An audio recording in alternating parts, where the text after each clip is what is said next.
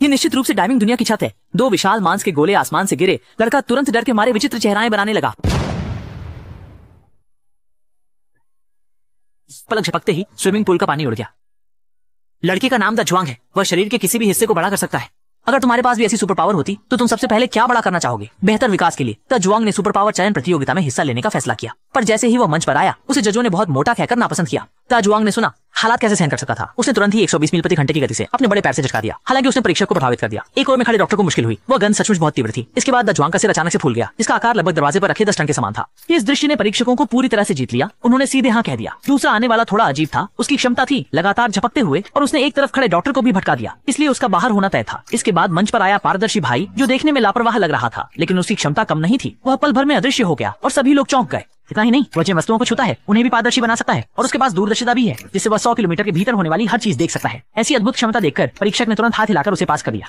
अगला जो आया वह लाल टोपी वाला आदमी था। उसने टॉयलेट पेपर को मुंह में डालकर चबाना शुरू किया, फिर एक पेन होल्डर लेकर सामने की ओर जी भरकर फूंक मारी। देख सकते थे कि परीक्षा अधिकारी का चेहरा कितना असहाय था। उसका बाहर होना निश्चित ही था। इसके बाद एक छोटी लड़की ने मंच पर एंट्री की। उसने वायलिन बजाना शुरू कर दिया। ये सुनकर परीक्षक ने तुरंत रोक दिया और सीधे कह दिया कि लड़की कुछ भी नहीं है। लड़की ये सुनते ही गुस्से में आ गई और सामने की मेज पकड़ ली।